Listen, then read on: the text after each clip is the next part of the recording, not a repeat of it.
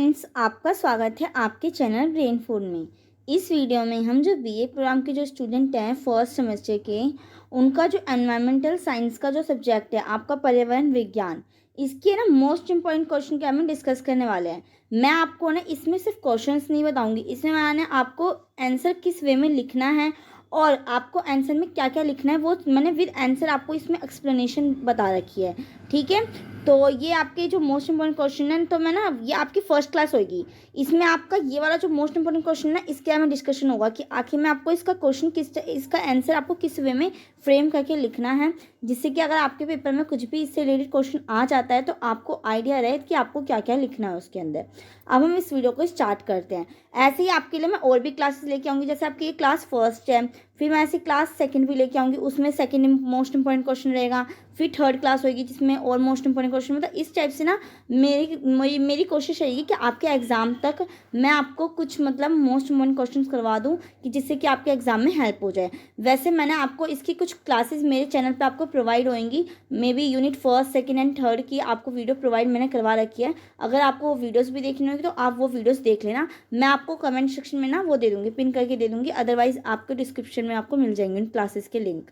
तो आइए हम इस वीडियो को स्टार्ट करते हैं। जैसे कि इसमें वो फर्स्ट इंपॉर्टेंट क्वेश्चन है कि पर्यावरण की परिभाषा, इसका विषय क्षेत्र, संरचना या पर्यावरण का महत्व और पर्यावरण संबंधी समस्याओं का वर्णन करना है। अब आपको इस क्वेश्चन में इन सब के बारे में बताना है।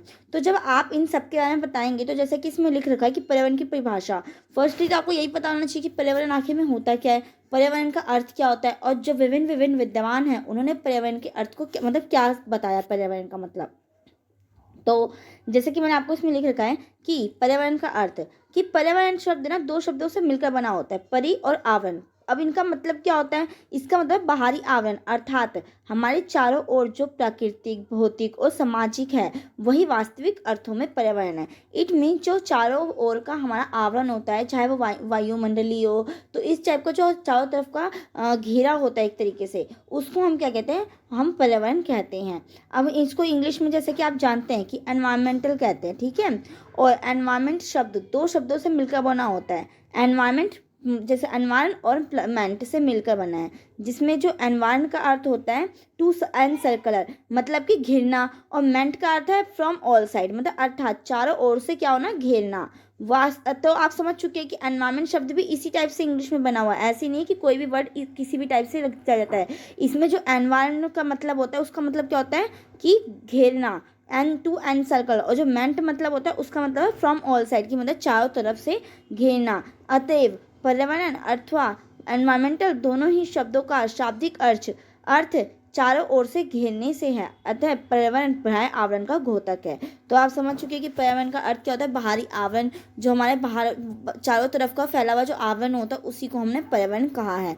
अब हम देखते हैं कि विभिन्न विद्वानों ने इसकी क्या क्या परिभाषाएं दी हैं। जैसे कि इसमें मैंने लिख भी रखा है कि इसका क्वेश्चन इसने क्या पूछा है कि इसके परिभाषाओं के बारे में बताइए, फिर इसके क्षेत्र व संरचना के बारे में बताना है। तो हम धीरे धीरे करके इन सब क्वेश्चनों को एक एक करके इसका आंसर देते रहेंगे।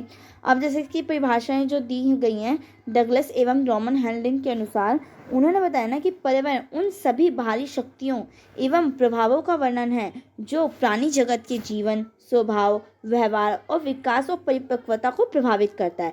इट मीन जो हमारे सामाजिक जीवन को जो चीज़ें प्रभावित करती है, जो हमारा आवरण है, जो हमारे बाहरी जो आवरण है, वो किसी न किसी तरीके से, चाहे किसी भी प्राणी जगत के में चाहे वो जीवन हो, स्वभाव हो, व्यवहार हो, इन सबको क्या करती है, प्रभावित करती है। तो उसी को हम पर्यावरण कहते हैं डगलस एवं रॉमन हेल्डन के अनुसार, ठीक है।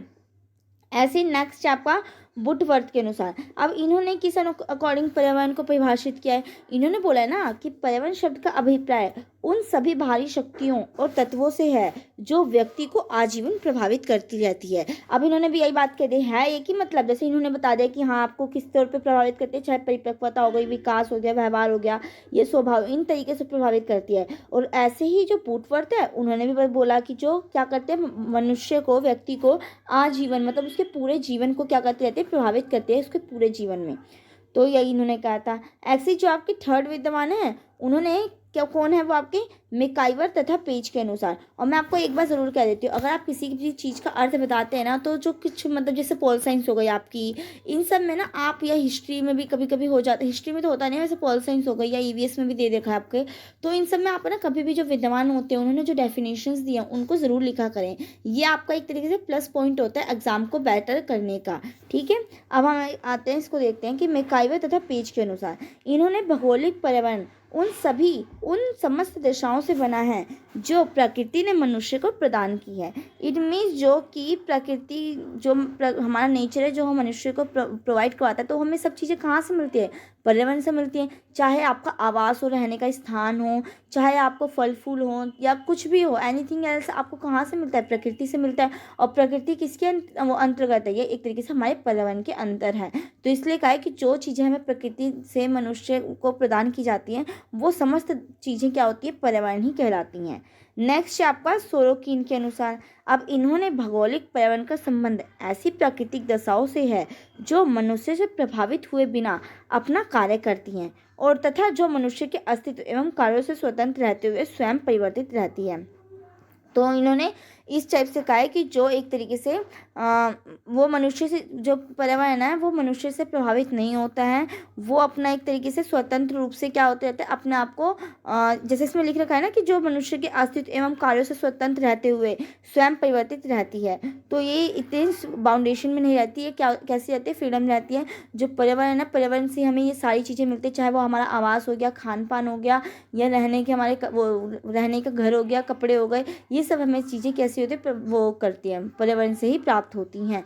और पर्यावरण हमें ये समस्त चीज़ें क्या करता है, प्रोवाइड करवाता है। तो इसने यही डेफिनेशन दी है। तो जैसे कि अब आपने देख लिया कि पर्यावरण की क्या क्या डेफिनेशंस हैं, और इन सब में हम पाते हैं कि पर्यावरण जो हमारे पर्यावरण के अंतर्गत जलवायु, वातावरण का तापक्रम, जंगल, मौसम, पहाड़, नदी, समुद्र, रेगिस्तान हो गया, आकाश हो गया, सूर्य, चंद्रमा आदि की दशा, वनस्पति तथा पशु पक्षी इत्यादि आते हैं। इट मीन चाहे कोई चीज़ निर्जीव हो या फिर कोई चीज़ वो हो, सजीव हो, ये सारी चीज़ें किस में आती हैं, हमारे पर्यावरण के अंतर्गत ही आती हैं। चाहे मौसम, जंगल, समुद्र, रेगिस्तान, सूर्य, पक्षी, पशु, कुछ भी हो गया, ये सब इत्यादि इसके अंदर आते हैं, हमारे पर्यावरण के अंदर। और सरल और स्वस्थ जीवन के लिए इन सभी में संतुलन होना परम आवश्यक होता है। कि अगर आप एक अच्छा और हेल्दी लाइफ चाहते हैं तो इन सब में बैलेंस रहना चाहिए। अब जैसे बैलेंस का मतलब इसने क्या बोला है, जो आपने परिस्थितिक संतुलन के में पढ़ा होगा, अगर मैंने आपको जो चैप्टर प्रोवाइड करवाए हैं, जो फर्स्ट चैप्टर, सेकंड चैप्टर, तो आपका सेकंड चैप्टर ईवीएस का परिस्थितिक तंत्र के ऊपर ही है। उसमें क्या होता है कि हमारा पर्यावरण में जो भी समस्त चीज़ें, उनमें क्या होना चाहिए, आपस में संतुलन होना चाहिए। अब मैं इसका अर्थ बताती हूँ कि कैसे, एग्जाम्पल देके मैं आपको बताती हूँ कि संतुलन का मतलब ये क्या कहना चाह रहा है। जैसे कि हमारे धरती पे मान लीजिए शेर है और चीते हैं और लोमड़ी है और चूहे हैं, ठीक है। ये चीज़ है, मान लो कि जैसे बिल्ली है, सॉरी, मान लो बिल्ली है और चूहा है। मैं छोटा सा एग्जांपल आपको दे दूँ। अगर बिल्ली नहीं रहेगी, अगर बिल्ली का असंतुलन मतलब रहेगा, तो जैसे कि मैं आपको बताई थी कि हाँ, जो बिल्ली का अगर संतुलन नहीं रहेगा तो क्या होगा, तो चूहों की मात्रा बढ़ती चली जाएगी, और जो चूहे बढ़ जाएंगे तो क्या होगा, महामारी भी फैलती है।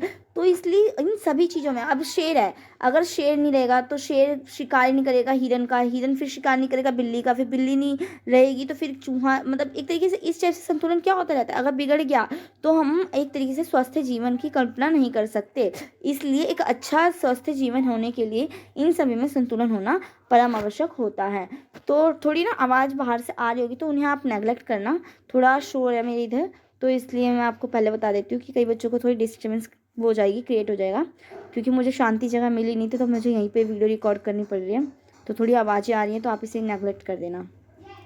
अब जब इनका संतुलन बिगड़ जाता है तभी जीवन क्या हो जाता है, कठिन हो जाता है। जैसे कि मैंने आपको बताया ना, अगर मान लीजिए कि बिल्ली नहीं रहे, अब हिरन है, हिरन बिल्ली को खाए जा रहे हैं और चूहे को मारने के लिए बिल्ली उत्पन्न ही ना हो, बिल्ली पैदा ही ना हो, तो क्या होगा, चूहों की जनसंख्या क्या हो जाएगी, बढ़ जाएगी। अब जब चूहों की जनसंख्या बढ़ेगी तो उससे महामारी भी फैलेगी, कोई ना कोई दिक्कत आएंगी। तो इसलिए जो जीवन हो जाता है हमारा कठिन हो जाता है, अगर इन सब चीज़ों में क्या ना होता है, संतुलन नहीं होता, बैलेंस नहीं होता। और इसके संतुलन को ही पर्यावरण प्रदूषण कहा गया है। कि अगर इसमें असंतुलन होता है, इसमें अगर संतुलन नहीं बना रहेगा तो उसी चीज़ को हम वो क्या कहते हैं, पर्यावरण प्रदूषण कहते हैं। तो आई होप आप समझ चुके होंगे कि पर्यावरण क्या है, पर्यावरण का अर्थ क्या होता है, पर्यावरण की परिभाषाएं जो डिफरेंट डिफरेंट विद्वानों ने दी है, उन्होंने क्या क्या बोला है, जो थिंकर्स हैं। तो आई होप इन सबको बारे में आपको पता चल चुका होगा। अब हम देखते हैं कि पर्यावरण की संरचना, कि पर्यावरण के आखिर में क्या क्या घटक हैं। तो जैसे कि आप जानते हैं कि पर्यावरण के अंदर, जैसे कि मैंने आपको बताया कि निर्जीव और सजीव दोनों वस्तुएं रहती हैं, मतलब दोनों टाइप के लोग रहते हैं। अब जैसे इसमें लिख रखा है कि पर्यावरण भौतिक और जैविक दोनों हैं। भौतिक को ना कभी कभी अजैविक भी कहते हैं, तो आप कंफ्यूज मत होना अगर कहीं कहीं पे ये अजैविक टर्म आए। तो ये जो भौतिक है इसी को हम अजैविक भी कहते हैं, ठीक है। तो भौतिक पर्यावरण भी इसी कहते हैं, और जैविक दोनों से मिलकर है, जिसमें जीवित और निर्जीव दोनों घटक शामिल होते हैं। अब जैसे कि इसमें आप देख लीजिए कि भौतिक पर्यावरण में कौन कौन है। अब जैसे भौतिक में आपका क्या आ जाएगा, अजैविक आ जाएगा, जिसमें कि जीव जंतु नहीं होते हैं। तो इसमें सारी की सारी कैसी चीज़ें आ जाएंगी, निर्जीव चीज़ें आ जाएंगी, निर्जीव वस्तु आ जाएंगी। जैसे कि आपका हो गया जैसे जिसको हम लिथोस्फीयर, स्थलमंडल, जलमंडल, वायुमंडल हो गया आपका, ठीक है। और जिसे हम कहते हैं ना कि वायुमंडल, जलमंडल, और ये लिथोस्फीयर, स्थलमंडल, जिसे ठोस, तरल और गैस। मैं भी आपको इन सबको अच्छे से एक्सप्लेन करूँगी। अभी मैं आपको बता दे रही हूँ कि अभौतिक मतलब जो भौतिक है, भौतिक हमने क्या कहा है, अजैविक का है। और अजैविक में क्या क्या आ जाता है, मतलब जैविक नहीं बोला गया है, तो जैविक में क्या होता है, जीव जंतु होता है, और अजैविक में जीव जंतु नहीं होते। इट मीन्स इसमें कैसी चीज़ें होती हैं, निर्जीव चीज़ें होती हैं। तो आप समझ रहे होंगे कि कैसे ये अलग अलग टर्म्स भी यूज़ कर देते हैं एग्जाम्स में। तो आप बिल्कुल कंफ्यूज मत होना, क्योंकि मैंने आपको यहाँ पे बता दिया कि जो भौतिक होता है उसी को हम अजैविक भी कहते हैं। पेपर में आपसे ये भी पूछ सकते हैं कि अजैविक घटक क्या, आप उदाहरण सहित समझाइए, अजैविक घटक होते क्या है। तो आप इसमें बिल्कुल भी कंफ्यूज मत होना, किसी भी टाइप से आपसे क्वेश्चन पूछ ले, मैं आपको इस टाइप के क्वेश्चन कंप्लीट करवानी हूँ, जिससे कि आपकी एक एक यूनिट भी कंप्लीट होती चली जा रही है, ठीक है। और जैसे कि इसमें लिखा है कि वैज्ञानिकों ने उन्हें विभिन्न स्थानीय पैमानों के आधार पर छोटी इकाइयों में भी वर्गीकृत किया है। जैसे आपके पर्यावरणीय पर्यावरण हो गया, ग्लेशियर हो गया, पठारी पर्यावरण हो गया, तटीय हो गया। तो ये सब क्या है आपके, वो हैं उनके क्या है, आपके अजैविक हैं। और या फिर आप इसको क्या कह लेते हैं, इसको आप वो भी कह लेते हैं, भौतिक पर्यावरण भी कह लेते हैं, ठीक है। नेक्स्ट है आपका जैविक पर्यावरण। अब जैविक पर्यावरण के अंदर क्या क्या घटक आते हैं, जैविक जैसे नाम से पता चला, जीव, जिसके अंदर इट मीन्स जो सजीव वस्तुएं होंगी, जैसे पेड़ पौधे हो गए, वनस्पति, पशु और जीव होगा, ठीक है। अब आपके आ जाते हैं, अब इनको हम अच्छे से पढ़ते हैं कि जैविक घटक के अंदर क्या होगा और अजैविक घटक के अंदर क्या होगा। तो फर्स्टली हम जैविक को देखते हैं, और जैविक का जैसे कि मैंने आपको बताया भी था कि इसका नाम आप क्या बोल देते हैं, अजैविक का भौतिक पर्यावरण भी कह देते हैं इसको, ठीक है। तो आप इसमें कंफ्यूज मत होना, इसके दो नाम हो जाते हैं, आप भौतिक कह लीजिए या फिर अजैविक कह लीजिए, और जैविक को आप अभौतिक कह सकते हैं, ठीक है। तो इस टाइप से आपसे क्वेश्चन पूछ सकते हैं, तो आपको बिल्कुल कंफ्यूज नहीं होना, क्योंकि मैंने आपको यहाँ पे बता दिया है। जब जैविक घटक को हम देखते हैं, जैसे कि पर्यावरण के जैविक घटकों के अंदर पौधे, प्राणियां, मानव, जंतु, परजीवी, सूक्ष्मजीवी ये आदि आते हैं, एवं अवघटकों को भी शामिल किया जाता है, जो कि कैसे होते हैं, जो कि परजीवी होते हैं, परपोषी होते हैं, दूसरों पर डिपेंड होते हैं, वो दूसरों से अपना क्या करते हैं, खाना ग्रहण करते हैं। या फिर जो सड़े गले पदार्थ होते हैं, आपने देख रखा होगा कि फफूंदी लग जाती है कभी कभी, जो सड़े गले पदार्थ होते हैं, ब्रेड होता है, उन पर फफूंदी लग जाती है, तो खुद ही उत्पन्न हो जाते हैं। वो क्या है, वो एक तरीके से दूसरों के मृत शरीर से वो क्या करते हैं, अपना वो करते हैं। जैसे अब कोई जानवर मर जाता है, कोई पशु मर जाता है, उसके ऊपर खुद ही कीड़े क्या हो जाते हैं, पनप जाते हैं। आपने देख रखा होगा कि कीड़े क्या हो जाते हैं, उन पे पैदा हो जाते हैं। तो वो कैसे होते हैं, वो अवघटक होते हैं, दूसरों के ऊपर से वो खाना क्या करते हैं, खाते हैं, बनते हैं, उनसे ही क्या करते हैं, अपना पोषण करते हैं। अब इसके अंदर है ना आपके ये सारे आ जाते हैं, चाहे वो आपका पेड़ पौधा हो, चाहे आपके जीव जंतु हो, चाहे आपके मनुष्य हो, चाहे फिर वो परजीवी हो, परपोषी हो, अवघटक हो, कोई भी हो, ये सब इसके अंदर आ जाते हैं जैविक घटक के अंदर। ये आपके पर्यावरण के क्या है, पर्यावरण के घटक हैं, पर्यावरण की संरचना के अंतर्गत आते हैं, पर्यावरण में ही शामिल है ये सब। परितंत्र क्या है, जैविक ही है, घटक अजैविक पृष्ठभूमि पर परस्पर क्रिया करते रहते हैं, आपस दोनों में ये क्या होते हैं, क्रिया करते हैं। और इनमें जो प्राथमिक उत्पादक होता है वो आपका स्वयंपोषी और उपभोक्ता परपोषी होते हैं। जैसे कि आप जानते हैं स्वयंपोषी में क्या जाते हैं, आपके पेड़ पौधे आ जाते हैं, क्योंकि वो अपना खाना खुद बनाते हैं। और उपभोक्ता में हम क्या, मनुष्य आ जाते हैं। कौन आ जाता है, मनुष्य, क्योंकि हम अपने क्या करते हैं, दूसरों से पौधे, वो जैसे पौधों से हम क्या करते हैं, खाना लेते हैं, हम खुद थोड़ी ना खाना बनाते हैं। जैसे कि खाना वो बनाने वाला खाना मत सोचिएगा, जैसे पेड़ पौधे होते हैं वो कार्बन डाइऑक्साइड, ऑक्सीजन, इन सब की सूर्य की उपस्थिति में होकर अपना खाना खुद बनाते हैं। परंतु जो जीव जंतु होते हैं, जैसे हम मनुष्य होते हैं, वो बाहर से सब्जी खरीद के लाते हैं। तो ये सब्जियां कहाँ से आती हैं, ये सब पेड़ पौधे से आती हैं। तो इसलिए हमें परपोषी कहा गया है, जिसे हम उपभोक्ता भी कहते हैं, ठीक है। और जो हमारे स्वयंपोषी हैं उनको हम प्राथमिक उत्पादक भी कहते हैं। तो हम पहले प्राथमिक उत्पादक को देख लेते हैं, जिन्हें हम क्या कहते हैं, स्वपोषी भी कहते हैं, ठीक है, ऑटोट्रॉफी भी कहते हैं। जैसे इसमें लिखा है कि प्राथमिक उत्पादक जीव आधारभूत रूप से हरे पौधे, कुछ खास जीवाणु एवं शैवाल जो सूर्य के प्रकाश की उपस्थिति में सरल अजैविक पदार्थों से अपना भोजन स्वयं बना सकते हैं। तो सेम बात वही है कि जैसे पेड़ पौधे हैं जो अपना भोजन क्या करते हैं, स्वयं बनाते हैं, और वो कैसे होते हैं, वो स्वपोषी होते हैं, ऑटोट्रॉफी होते हैं, जिसको हम प्राथमिक उत्पादक भी कहते हैं। तो आई होप आप समझ चुके होंगे कि स्वपोषी होते हैं किसके अंदर, ये आपके आ जाते हैं जैविक घटक के अंदर आते हैं, ठीक है। जैविक घटक के अंदर आपके जो प्राथमिक उत्पादक होते हैं वो आपके क्या होते हैं, पेड़ पौधे होते हैं, ठीक है। अब हम देखते हैं उपभोक्ता या परपोषी, ठीक है। जैसे कि इसमें कहा गया है कि उपभोक्ता वह जीव जो स्वयं अपना भोजन नहीं बना सकते। जैसे कि मैंने आपको बोला था कि उपभोक्ता कस्टमर कौन होता है, जैसे मनुष्य होते हैं, जो हम मनुष्य हैं वो एक तरीके से कैसे हैं, परपोषी कहलाएंगे, एवं अन्य जीवों से अपना भोजन प्राप्त करता है, उन्हें क्या कहते हैं, हम परपोषी कहते हैं। इंग्लिश में आप इसको हेटेरोट्रॉफी भी कहते हैं, और या आप इसको कंज्यूमर भी कह सकते हैं। इसके पुनः 3 उपवर्ग होते हैं, इसमें भी 3 वर्गों में इसको डिवाइडेड किया गया है। एक तो आपका हो जाता है प्राथमिक उपभोक्ता, जो होते हैं आपके शाकाहारी जंतु, जैसे जो सिर्फ क्या करते हैं, जो हार्बीवोरस होते हैं, वो ओनली जो शाक पत्ते ये सब खाते हैं, मतलब फल फूल ये सब खाते हैं। ऐसे आपके हो जाते हैं द्वितीयक उपभोक्ता, ये आपके हो जाते हैं जो कार्निवोर, जो मांसाहारी होते हैं, इतनी जो जो सिर्फ ओनली मांस वास ये सब खाते हैं। अगर आप देखते हैं कि कुछ जो जीव जंतु भी होते हैं, जो मतलब शेर वेर हो गए, तो ये सब कैसे होते हैं, मांसाहारी होते हैं। ये क्या साग पत्ते होते खाते नहीं खाते ना, तो वही है कि जो ओनली क्या कहते हैं, सिर्फ मांस पर खाते हैं। और तृतीयक उपभोक्ता होते हैं सर्वाहारी। सर्वाहारी में हम मनुष्य जैसे लोग आ जाते हैं, जो कैसे होते हैं, नॉन वेजिटेरियन भी होते हैं और वेजिटेरियन भी होते हैं। इट मीन जो शाकाहारी भी होते हैं और मांसाहारी दोनों खाते हैं, वो इसमें आ जाते हैं मनुष्य।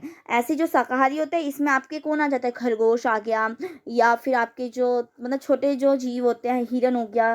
तो ये सब कैसे होते हैं, ये वो खाते हैं, मतलब कि हरे पत्ते घास ये सब खाते हैं। और जो मांसाहारी, इसमें बड़े बड़े जो जीव जंतु आते हैं, शेर आ गया आपका, या फिर जो मतलब जो बड़े बड़े मतलब जो टाइगर हो गए, लायन हो गए, ये सब क्या होते हैं, ये सब आपके मांसाहारी होते हैं। और ऐसे मनुष्य जो आपका आते हैं वो तृतीयक उपभोक्ता में आते हैं। और जो आपका ये वाला होता है, जो आपके ये क्या है, प्राथमिक उत्पादक, इसमें ओनली आपके कौन आते हैं, इसमें सिर्फ और आपके पेड़ और पौधे ही आते हैं, ठीक है। तो आप समझ चुके होंगे कि किस टाइप से जो हमारे जैविक घटक हैं उनको इसने तीन टाइप्स में डिवाइड करके रख रखा है। एक तो आपका हो गया क्या, आपका एक स्वपोषी, ठीक है। नेक्स्ट हो गया आपका उत्पादक, सॉरी उपभोक्ता। उत्पादक तो आपका स्वपोषी हो गया, क्योंकि उत्पादक जो प्रोडक्शन करता है, जैसे कि पेड़ पौधे करते हैं। और थर्ड आपका हो जाएगा, जो कि मैंने आपको नीचे भी बता रखा है, अपघटक, डिकम्पोजर। इसमें क्या होता है कि अपघटक ये सूक्ष्म जीव होते हैं जो मृत पौधों, जंतुओं एवं जैविक पदार्थों को वियोजित इसमें सड़ना गड़ना करते हैं। जैसे कि मैंने बताया ना आपको कि अगर कोई पशु मर जाता है, कोई जीव जंतु कोई मर जाता है, उसकी लाश ऐसे ही पड़ी रहती है, तो उस पर कीड़े लग जाते हैं। आपने देख रखा होगा कि उन पर क्या हो जाता है कि कीड़े लगने लग जाते हैं, बिल्कुल कीड़े चलते हैं, और वो कीड़े उसको क्या कर देते हैं, खाते रहते हैं, खा जाते हैं, और वो ख़त्म भी कर देते हैं उसको। तो वही है ना कि इसी को हमने अपघटक कहा है। और इस क्रिया के दौरान ये अपना भोजन भी निर्मित करते हैं तथा जटिल कार्बनिक जैविक पदार्थों को एक दूसरे से पृथक कर उन्हें सामान्य भी बनाते हैं। इट मीन्स है कि ये इसी प्रकार ना क्या करते हैं कि अपना भोजन भी निर्मित कर लेते हैं, और जो मतलब जटिल जो कार्बनिक जो पदार्थ होते हैं उनको मतलब सरल भी बना लेते हैं। और इसमें यही बात कही है ना कि इसमें जो अधिकतर वो हैं वो स्वपोषित, जिसको हम प्राथमिक उत्पादक भी कहते हैं। इट मीन्स जैसे हमारे हरे पौधे होते हैं जो स्वयं क्या करते हैं, भोजन बनाते हैं। और इनमें जो अधिकांश जो जीव होते हैं वो कैसे होते हैं, वो बैक्टीरिया या कवक, जो फंगी लग जाती है, जैसे ब्रेड के ऊपर भी फुफुंदी सी लग जाती है, तो ये कुछ जो जीव रहते हैं वो कैसे रहते हैं, मृदा में रहते हैं। तो ये आपने देख लिया कि कैसे जो हमारा जो पर्यावरण है उसके घटक कितने हैं, 2 प्रकार के घटक है। एक तो आपका जैविक घटक और दूसरा आपका कैसा है, अजैविक घटक, ठीक है। तो इनको आपने अच्छे से देख लिया। तो आपने देखा भी कि कैसे ये है जो आपकी जो जैविक घटक है उसमें हमने 3 टाइप से इसको बांटा हुआ भी देख लिया कि प्राथमिक उत्पादक, दूसरा आपका कौन हो जाता है, उपभोक्ता, और तीसरा आपके क्या हो जाता है, अपघटक हो जाते हैं। तो ये 3 हैं इसके अंदर आपके, इन सबको भी हमने डिस्ट्रीब्यूट करके देख लिया। और जैसे कि मैंने आपको बताया भी कि जो आपके वो होते हैं जो भौतिक घटक होते हैं ना, उनको हम क्या कहते हैं, जो भौतिक पर्यावरण है इसको हमने अजैविक घटक भी कहा है, क्योंकि इसके अंदर जीव जंतु नहीं होते ना, पेड़ पौधे होते हैं। इसके अंदर जैसे ठोस, तरल, गैस, या फिर जो परवर्तीय, ग्लेशियर, पठारी, ये सब होते हैं। तो आई होप आपको ये सब समझ में आ चुका होगा। अब हम बढ़ते हैं अजैविक घटक की ओर। किसकी ओर? अजैविक घटक आखिर में होते क्या हैं? तो पर्यावरण के अजैविक घटकों में प्रकाश, वर्षण, तापमान, आर्द्रता, जल, अक्षांश, ऊंचाई, उच्चावच, जैसे कि इसके नाम से पता चलता है कि अजैविक मतलब जीव जंतु का ना होना। इसमें आपकी जो निर्जीव वस्तुएं होती हैं, निर्जीव वो हैं चीज़ें, उसको रखा गया। जैसे आपका वर्षण हो गया, तापमान हो गया, टेम्परेचर हो गया, ह्यूमिडिटी हो गई, आर्द्रता हो गई, अक्षांश हो गया, ये सब शामिल होते हैं। और पर्यावरण के प्रमुख अजैविक घटक हैं जो कि इस प्रकार हैं। हम एक एक करके इनको अच्छे से एक्सप्लेन करके पढ़ते हैं, क्योंकि ये भी बहुत ज़्यादा मोस्ट इंपॉर्टेंट है। अगर आपसे मान लीजिए कि पेपर में ओनली यूँ बोल दिया जाए कि पर्यावरण की परिभाषा दीजिए और पर्यावरण के घटक को बताइए, तो आपसे अगर आपको मैंने ये सिर्फ बता दिया होगा कि अजैविक घटक ये होते हैं, इतने तक मैंने आपको अगर डेफिनेशन छोड़ दी होती, तो फिर क्या आप अच्छे से एक्सप्लेन करके पेपर में लिख पाते? नहीं ना। तो इसलिए मैं आपको हर एक चीज़ को बहुत अच्छे से एक्सप्लेन वे में लेकर आती हूँ, जिससे कि आपको ईजिली मैं आपको समझा भी सकूँ, और अगर आपसे पेपर में क्वेश्चन बड़ा करके पूछता भी तो आप इसे ईजिली लिख सकेंगे अपने वर्ड्स में। ठीक है, तो आइए हम इसको स्टार्ट करते हैं। जैसे कि प्रकाश है, हरे पेड़ पौधों के लिए प्रकाश बहुत ज़्यादा आवश्यक होता है, जिसके द्वारा वो क्या करते हैं? प्रकाश संश्लेषण करते हैं। फोटोसिंथेसिस की जो क्रिया है वो किसकी मौजूद में होता है? लाइट के उसमें ही होता है। प्लस आपके पास क्या होनी चाहिए? कार्बन डाइऑक्साइड और ऑक्सीजन का भी वहाँ पे आदान प्रदान होना चाहिए। सभी प्राणी प्रत्यक्ष अथवा परोक्ष रूप से हरे पौधों द्वारा निर्मित भोजन पदार्थ पर ही क्या होते हैं? निर्भर होते हैं।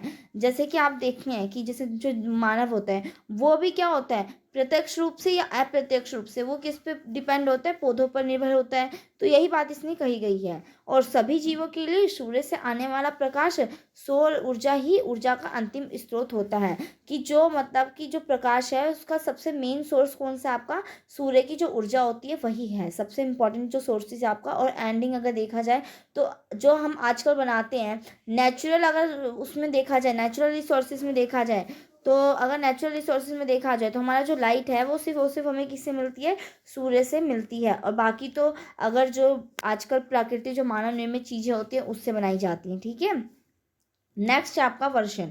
अब वर्षण क्या होता है? जो कोहरा, वर्षा, हिमपात अथवा ओलावृष्टि का एक सर्वाधिक महत्वपूर्ण अजैविक कारक है। ठीक है, जो वर्षा होती है इसी, या जो आपके ओला पड़ते हैं, जो हम फॉग कहते हैं इंग्लिश में, अगर आपने देखा होगा कि ठंडियों में थोड़ी धुंध सी होती है, या फिर जो बर्फ़ पड़ते हैं, तो इनका ही एक तरीके से अजैविक कारक है।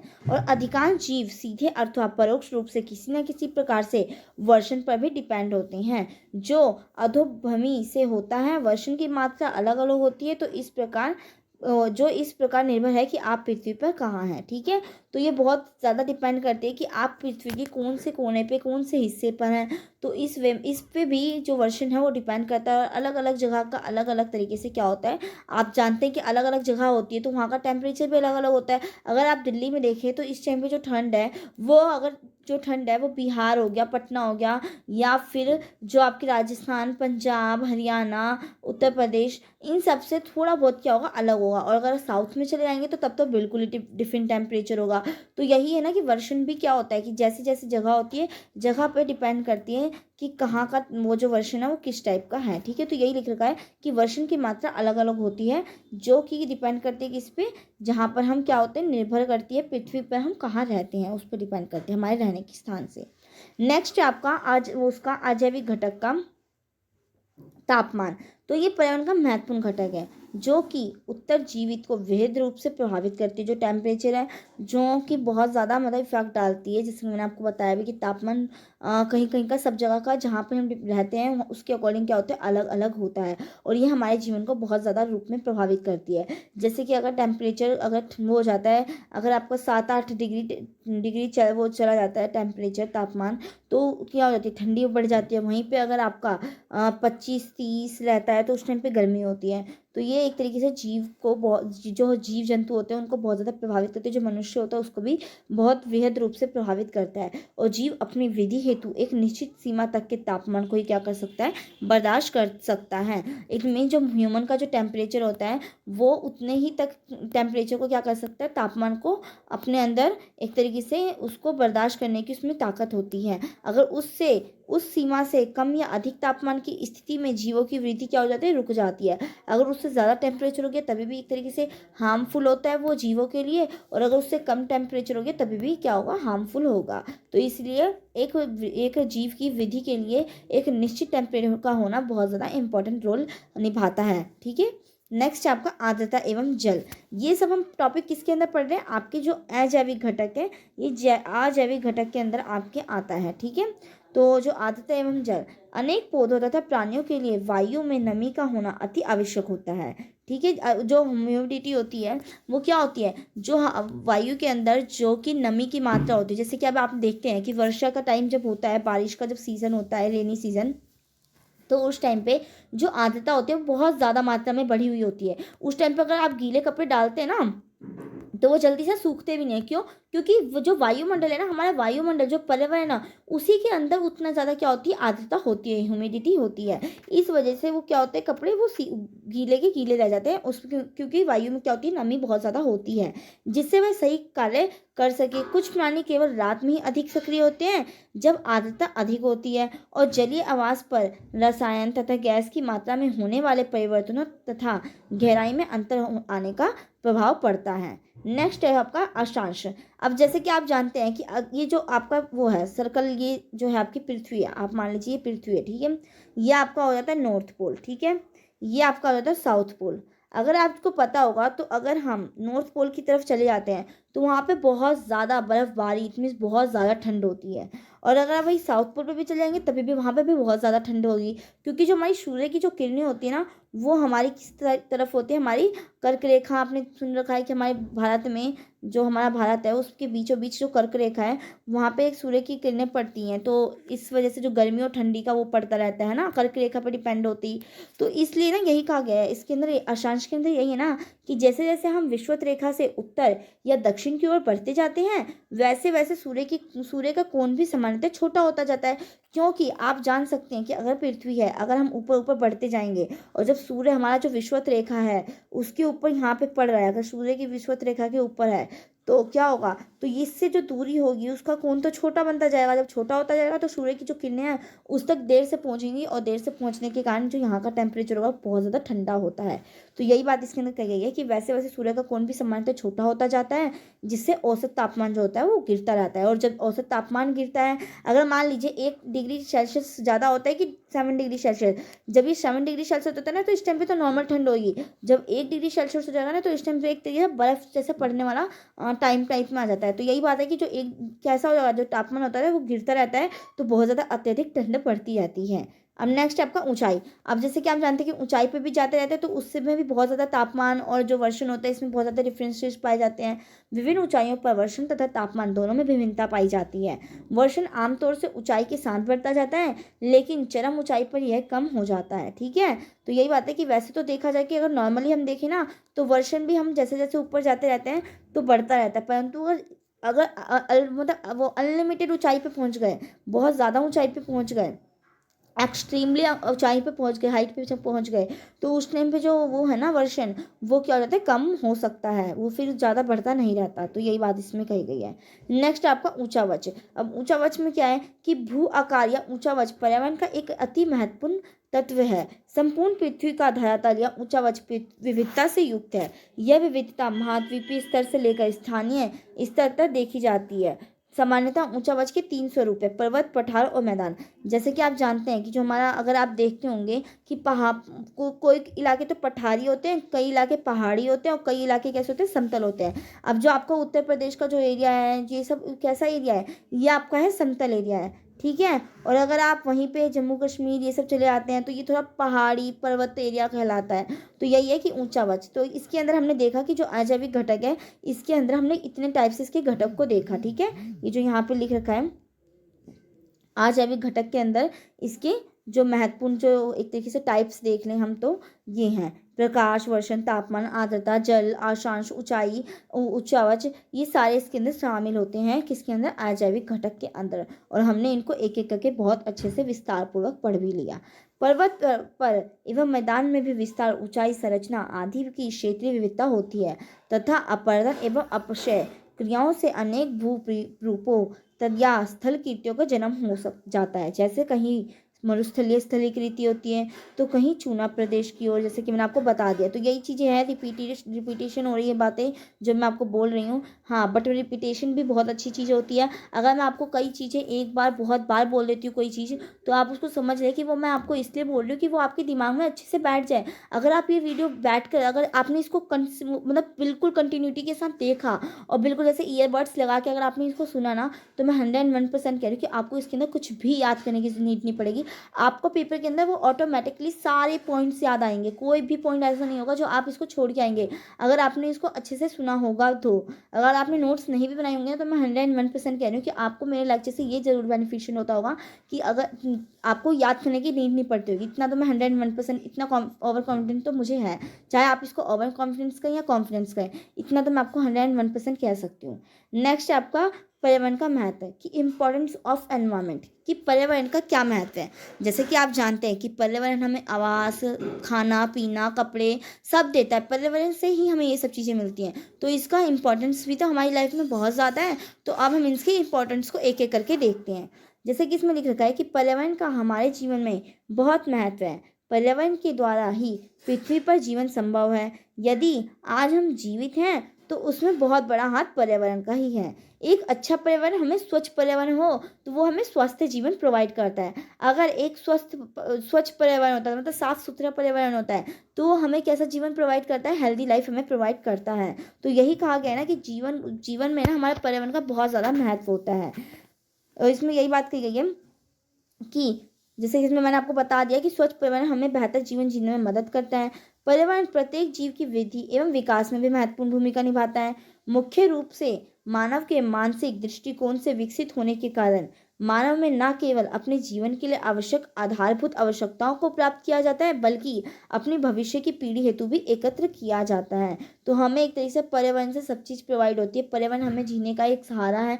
पर्यावरण हमारे जीवन जीने का आधार है, और इस कारण हमारे पर्यावरण पर नकारात्मक प्रभाव पड़ा है, जिसका दुष्प्रभाव समस्त विश्व में महसूस किया जा रहा है। इसलिए पर्यावरण के महत्व को समझना आवश्यक है, क्योंकि आप जैसा कि जानते हैं कि पर्यावरण प्रदूषण भी आजकल बहुत बढ़ रहा है। जो पर्यावरण में एक में असंतुलन रहता है, तो उसके कारण प्रदूषण होता है, और ये हमारे जीवन पर बहुत ज़्यादा नेगेटिव इफेक्ट डालता है। तो इसलिए कहा गया ना कि इसलिए हमें जो पर्यावरण के महत्व को समझना इम्पॉर्टेंट है। और इसलिए ये आपके सिलेबस में भी है कि हाँ, पर्यावरण को आज की जो यूथ जनरेशन है वो भी समझे, इसके इम्पोर्टेंस को वो भी जाने कि पर्यावरण हमारे जीवन के लिए कितना ज़्यादा महत्व है। इसलिए वो क्या करते हैं, हमें ये सब्जेक्ट पढ़ाते हैं कि जिससे कि जो आज की जो जनरेशन है वो क्या हो, अवेयर हो सके, और अवेयर हो तो वो इसकी क्या करे, देखभाल भी कर सके जो हमारा एनवायरनमेंट है। जैसे कि आप जानते हैं कि आजकल इतनी नई नई स्कीम्स भी चलती हैं, वो साफ़ सुथरा देश हमारा, इस टाइप से, मतलब कि स्वच्छ भारत अभियान भी चलता है। तो ये क्या है, तो ये इसलिए ये अभियान सब चलाए जाते हैं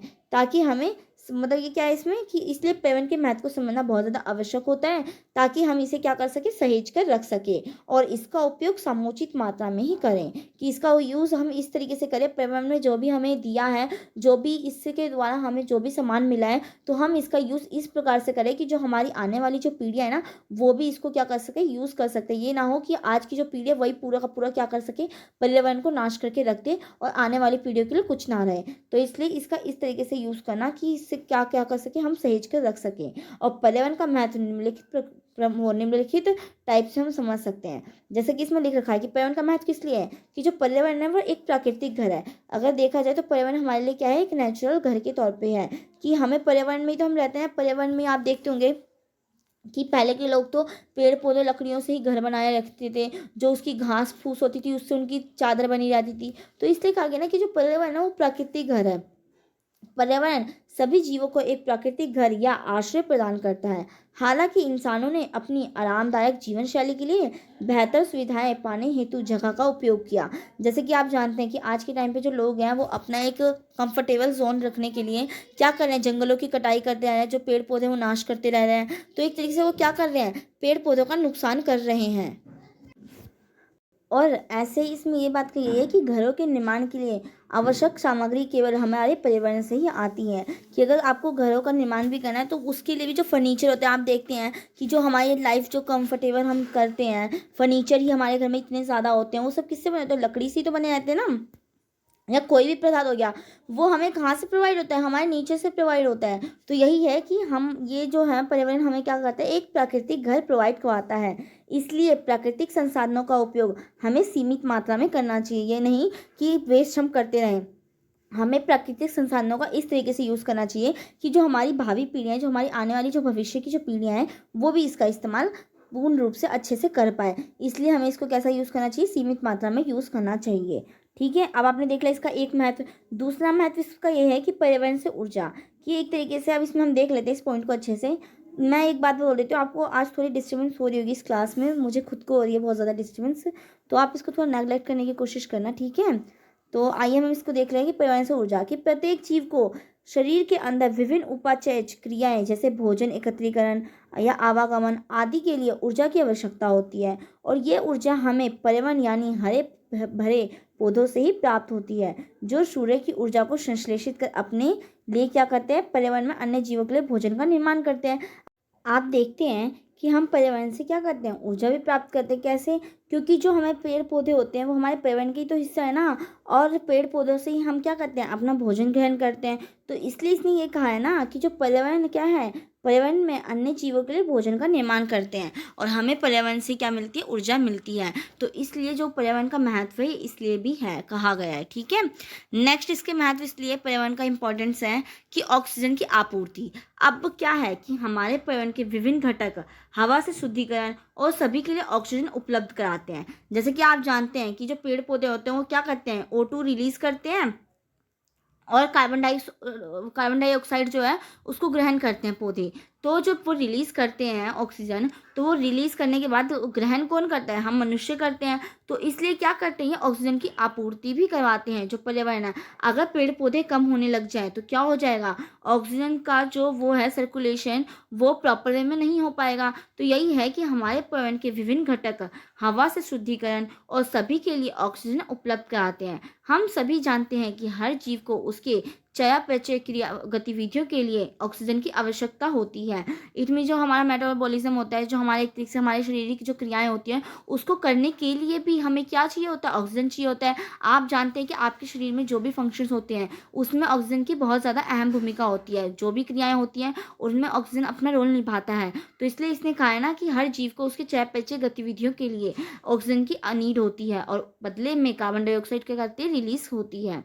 ऑक्सीजन की इस निरंतर आपूर्ति को हमारे पर्यावरण में हरे पौधे द्वारा ही क्या किया जाता है, सुनिश्चित किया जाता है। तभी क्या बोला जाता है कि ज़्यादा से ज़्यादा पेड़ लगाने चाहिए, जिससे क्या हो, प्रदूषण कम हो, ऑक्सीजन की मात्रा बनी रहे, ऑक्सीजन की आपूर्ति सही तरीके से हो सके। और यह केवल हरे भरे पौधे ही हैं जो कार्बन डाइऑक्साइड का इस्तेमाल करते हैं और ऑक्सीजन को छोड़ते हैं।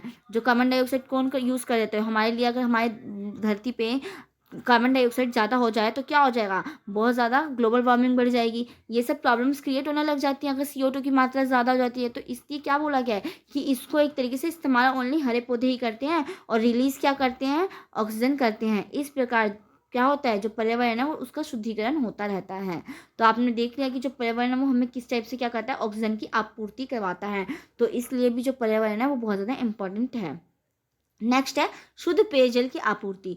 पर्यावरण से ही हमें शुद्ध पेयजल की आपूर्ति भी होती है, कि सभी जैविक गतिविधियों के लिए यानी के लिए पानी अति आवश्यक होता है। जो भी हमारे शरीर में या कहीं पे भी जो जैविक गतिविधियां होती हैं उन सब के लिए जो पानी है वो बहुत ज़्यादा अहम भूमिका है। कहा जाता है ना कि जल नहीं तो कल नहीं।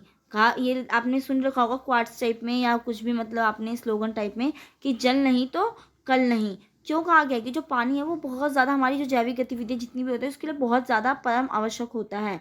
हमारे पर्यावरण के जैविक और अजैविक घटक प्रदूषित पानी में से जल को वाष्पित करते हैं, और संप्रेक्षण के बाद शुद्ध जल पृथ्वी के विभिन्न भूभागों में वितरित किया जाता है। पृथ्वी की विभिन्न मिट्टी परत एक चालनी के रूप में कार्य करती है। जो आपने एक अगर 8th क्लास में आपने पढ़ रखा होगा तो इस टाइप से आपने ज़रूर मिट्टी के उस संरचना के बारे में पढ़ रखा होगा कि नीचे इस टाइप से कुछ अलग होता है, फिर ऐसे डिस्ट्रीब्यूट करके आपने देख रखा होगा। आपको मैं क्या याद दिलाऊं, 8th क्लास की बुक में था, आपका कोई ज्योग्राफी की बुक थी ना, उसके अंदर अगर आपको याद होगा तो आपने ज़रूर पढ़ा होगा। तो इसमें यही बोला गया है ना कि पृथ्वी की विभिन्न मिट्टी परत एक चालनी के रूप में कार्य करती है और पानी के शुद्धिकरण में भी क्या करती है, वो बहुत ज़्यादा सहायता करती है। तो इसलिए जो हमारा जो पर्यावरण है वो हमें शुद्ध पेयजल की भी आपूर्ति कराता है। नेक्स्ट इसका इंपॉर्टेंस ये है कि पर्यावरण से ही हम जो पर्यावरण है वो औषधि का घर है, इसलिए भी बहुत ज़्यादा इंपॉर्टेंट है। जो पर्यावरण है वो कैसा है, हमें इसी से औषधियाँ भी मिलती है। जो भी बीमारियों का इलाज है, आप जानते हैं कि जैसे नीम का पेड़ हो गया, वो बहुत ज़्यादा कारगर होता है हमारे जो मतलब जीवन के में। जो अगर चोट लग जाती तो भी जो पुराने लोग थे, पुराने जो मतलब लोग थे, वो क्या करते थे, नीम की पत्तियों को पीस कर उस घाव या चोट पे लगा देते थे, तो जिससे क्या होता था, वो ठीक हो जाती थी चोटें। तो इसलिए कहा गया ना, जो वो है ना पर्यावरण, वो क्या है, औषधि घर है। और मनुष्य अपने जीवन के दौरान विभिन्न बीमारियों से पीड़ित रहता है और हमें विभिन्न प्रकार की दवाइयाँ इसी पर्यावरण से मिलती रहती हैं। और आयुर्वेदिक दवाइयाँ पौधे से पैदा होती हैं, जो भी जो होती हैं, हाँ, आयुर्वेदिक जो चीज़ें बनाई जाती हैं या फिर कोई भी वस्तु हो गई या कोई मेडिसिन हो गई, वो सब हमें नेचर के थ्रू ही प्रोवाइड होता है। वो प्राकृतिक चीज़ों का इस्तेमाल करके वो दवाइयाँ बनाई जाती हैं। तो इसमें यही लिख रखा है कि आयुर्वेदिक दवाइयाँ पौधों से पैदा होती हैं, जबकि जो एलोपैथिक दवाइयाँ होती हैं वो कृत्रिम रूप से मतलब जो मानव निर्मित करते हैं या प्राकृतिक संसाधनों द्वारा निकाली जाती हैं। ठीक है, इस प्रकार किसी भी मामले में दवाइयाँ पर्यावरण से ही आती हैं, इसलिए पर्यावरण को औषधि का घर भी कहा जाता है। ठीक है, कह सकते हैं हम कि वो क्या है, पर्यावरण क्या है, औषधि का घर है। क्यों? क्योंकि हमें जितनी भी दवाइयाँ, जो आयुर्वेदिक दवाइयाँ हो गई या फिर जो एलोपैथिक दवाइयाँ भी होती है ना, उनमें भी कुछ दवाइयाँ तो जैसे कृत्रिम रूप से तैयार की जाती हैं और कुछ कैसी होती है जो हमें प्राकृतिक, जो नेचुरल रिसोर्सेज हैं, प्राकृतिक संसाधन के द्वारा ही क्या की जाती है, निकाली जाती हैं। तो आई होप आप समझ चुके होंगे कि किस टाइप से जो वो है पर्यावरण है, वो हमारे जीवन में बहुत ज़्यादा अहम भूमिका निभाता है। उसका महत्व है, पर्यावरण का महत्व इसलिए भी है। नेक्स्ट है कि स्वास्थ्य और विकास, कि पर्यावरण हमारे स्वास्थ्य और विकास के लिए महत्वपूर्ण है। स्वच्छ और सुरक्षित पर्यावरण हमें शुद्ध वायु, पानी और खाद्य संसाधनों की प्रदान करता है, जो हमारे स्वास्थ्य के लिए क्या होती है, आवश्यक है। और इसके साथ ही समृद्ध पर्यावरणीय संसाधन विकास के लिए आवश्यक है, जो लोगों को आर्थिक और सामाजिक रूप से क्या कहते हैं, मजबूत बनाता है। तो इसलिए जो पर्यावरण है वो भी महत्व रखता है, क्योंकि वो एक हमें स्वास्थ्य जीवन प्रोवाइड करवाता है, स्वस्थ जीवन जीने का एक तरीके से हमें आश्रय प्रदान करता है। तो इसलिए ये बहुत ज़्यादा इंपॉर्टेंट है। नेक्स्ट आपका जीवन संरक्षण, कि पर्यावरण हमारे प्राकृतिक और जैविक संसाधनों की संरक्षण के लिए महत्वपूर्ण है। वन्य जीवों, जलवायु और जन संसाधनों, वनों और पौधों की संरक्षा हमारे बायोडाइवर्सिटी को संभालती है, जो एक तरीके से जीव विविधताएं पाई जाती हैं और सबसे नायाब जीव जंतु प्रजातियों को सुरक्षित रखती है। जीव विविधता होती है वो भी बहुत ज़्यादा इंपॉर्टेंट रहती है। जैसे कि मैंने आपको बिल्ली और चूहे का एग्जाम्पल भी दिया, कि इसमें क्या होना चाहिए, कि बायोडाइवर्सिटी होनी चाहिए। इसलिए ये क्या करती है, जीवन संरक्षण का भी कार्य करती है, पर्यावरण ही करती है। इसके अंदर इसका एक ये महत्व है। आपने देख लिया कि क्या क्या पर्यावरण के महत्व हैं। अब हम देखते हैं कि पर्यावरण संबंधी समस्याएं, कि मानवीय सभ्यता की उन्नति के साथ मानवीय आवश्यकताओं में वृद्धि होती है। कि जैसे जैसे मतलब कि उन्नति होती रहती है, जैसे जैसे विकास होता रहता है, तो हमारी जो आवश्यकताएं हैं, जो हमारी वो हैं, उनमें भी वृद्धि होती है। जैसे कि मैं आपको एग्जांपल देती हूँ, कि मान लीजिए कि आज आपके पास कार नहीं है, आज आपके घर में कार नहीं है, बट जिस दिन आपकी वो फुलफिल वो हो गई, आपके घर में कार आ गई, तो उसके बाद आपकी कोई और डिमांड हो जाएगी कि नहीं, मुझे इस टाइप की नहीं, दूसरी टाइप की चाहिए। तो ये जो मानव है ना, अगर उसकी प्रगति हो रही है, अगर उसमें विकास हो रहा है, तो उसमें एक ऐसा स्वभाव है कि उसकी आवश्यकताएं हैं ना, वो खुद पे खुद ही क्या हो जाती है, बढ़ जाती हैं। उसको किसी और चीज़ की अंदर ज़रूरत नहीं पड़ती, किसी और का देखना नहीं पड़ता। उसके अंदर वो खुद ही भावना आ जाती है कि आज मेरे पास ये है, तो अगर वो मिल गया तो मुझे फिर ये चाहिए, फिर वो मिल गया तो वो मुझे वो चाहिए। इस टाइप से उनकी जो आवश्यकताएं हैं प्रगति के साथ क्या होती रहती हैं, वृद्धि करती हैं तथा विविधता उत्पन्न हुई। इससे प्राकृतिक संसाधनों का तीव्र गति से क्षय हुआ और अनेक संसाधन तीव्र गति से खर्च किए गए। जैसे कि आप जानते हैं कि जो मनुष्य अपनी आरामदायक लाइफ के लिए क्या करता है, वनों का नाश करता रह रहा है, जंगलों का विनाश होता रह रहा है। तो ये किस लिए, तो इसने यही कहा है ना कि प्राकृतिक संसाधनों का तीव्र गति से क्या होता रहता है, क्षय हुआ है। क्योंकि क्या हो रहा है कि इससे क्या, क्योंकि मानवीय जो आवश्यकताएं हैं उसमें वृद्धि हो रही है, जिससे बहुत से संसाधनों का अत्यधिक प्रयोग और क्षय हुआ। संसाधनों के अत्यधिक प्रयोग से अनेक पर्यावरण संबंधी समस्याएं उत्पन्न हो गई, और इनमें वायु प्रदूषण, जल प्रदूषण और प्राकृतिक संसाधनों या आपके जो शोर प्रदूषण हो गया, जैसे भूमि या वनों को निम्नीकरण हो गया, कि जो एक तरीके से वनों का कटाई होती जा रही है, तथा गैर नवीकरणीय संसाधनों जैसे जीवाश्म ईंधन और खनिजों का क्या होता जा रहा है, निम्नीकरण हो रहा है, उसमें अतिशय हो रहा है, उसमें अपक्षय होता जा रहा है। और निम्न भागों में आप इन पर्यावरण संबंधी समस्याओं का अध्ययन करेंगे और उनके अर्थव्यवस्था तथा पृथ्वी ग्रह पर पड़ने वाले प्रभाव के महत्व को समझ पाएंगे। तो इसमें यही बात कही गई है कि इस कारण आप भी देख सकते हैं कि पर्यावरण संबंधी समस्या हमारी कितनी है, जो हमारे जैविक घटक हैं या फिर जो एक तरीके से जो आपके वो होते हैं, भूमि हो गया, वन हो गया, उसका क्या हो रहा है, अपक्षय होता जा रहा है, उसमें निम्नीकरण होता जा रहा है। तो ये आपने देखा कि किस टाइप से, या वायु प्रदूषण, जल प्रदूषण, ये सब भी आपके किसके अंदर आ जाते हैं, वायु पर्यावरण संबंधी समस्या के अंदर आ जाते हैं। तो आई होप आपको ये क्वेश्चन बहुत अच्छे से समझ में आया होगा। नेक्स्ट वीडियो मेरी इसके ऊपर आएगी, इसके ऊपर आएगी आपकी जो आपको सेकेंड क्लास होगी ना, वो आपकी पर्यावरण क्या है, इसमें भी हमने देख लिया, पर पर्यावरण के मुख्य घटक और पर्यावरण के प्रकार के हम इसके बारे में चर्चा करेंगे। तो इस वीडियो को आप वेट करना जब तक कि आपको अगर आपने ये वीडियो देख ली होगी ना, तो मैं 101% कह रही हूँ कि आपको ये वीडियो समझ में आ चुकी होगी और आपको ये भी हो चुका होगा कि हाँ, मैं किस टाइप से क्वेश्चन को फ्रेम करके लिखना चाहिए हमें। तो ये आपने देख लिया, अब इसके आपको आंसर में मिल गया कि इसका आंसर क्या है। मैं आपको क्वेश्चन दिखा देती हूँ एक बार लास्ट में कि आपसे इसमें क्या क्या पूछा था, मैंने सब बता दिया आपको, ठीक है। जैसे इसमें क्वेश्चन आपका क्या है कि पर्यावरण की परिभाषा मैंने बता दिया आपको कि पर्यावरण क्या है, और फिर इसका हमने संरचना देख ली कि जो पर्यावरण है वो भौतिक और निर्जीव और जैविक घटक दोनों से मिलकर बना रहता है। पर्यावरण का महत्व हमने देख लिया और पर्यावरण संबंधी हमने समस्याओं का वर्णन भी कर लिया। अगर आप इसमें भी पर्यावरण संबंधी समस्याओं को बहुत मतलब वे में बढ़ाकर लिख सकते हैं, उसके में आप पर्यावरण प्रदूषण को भी जोड़ के लिख सकते हैं, परंतु मैंने इसमें आपको इसकी समस्याओं को ज़्यादा नहीं पढ़ाया, क्योंकि जो आपकी थर्ड क्लास होगी ना, क्लास थर्ड, उसमें मैं आपको इसमें इसके आंसर का अच्छे से रिप्लाई दूंगी, ठीक है। तो इसलिए मैंने इसमें अभी आपको इतना ही पढ़ा के छोड़ दिया कि हाँ, इसकी समस्याएं हैं ये चीज़ कि जो वायु का वो हो रहा है, मतलब जो खनिज का वो हो रहा है, निम्नीकरण हो रहा है, अपक्षय हो रहा है, या वायु प्रदूषण बढ़ रहा है, जल प्रदूषण हो रहा है। तो इस टाइप से हमने देख लिया। तो आई होप आपको ये वीडियो अच्छी लगी हो। अगर आपको ये वीडियो अच्छी लगी तो प्लीज़ इस वीडियो को लाइक करना ना भूलें। अब हम मिलते हैं नेक्स्ट वीडियो में, जब तक के लिए बाय। और हाँ, अपने फ्रेंड्स को भी शेयर करना ना भूलें, जिससे कि थोड़ा बहुत मुझे भी मोटिवेशन मिलता है। अगर कुछ कमी रह जाती है वीडियोज़ में तो आप उसे भी कमेंट किया करें, जिससे कि मैं उसको थोड़ा इम्प्रूव कर सकूँ, ठीक है। तो थैंक यू सो मच इस वीडियो को एंड तक देखने के लिए। अब हम मिलते हैं नेक्स्ट वीडियो में, जब तक के लिए बाय।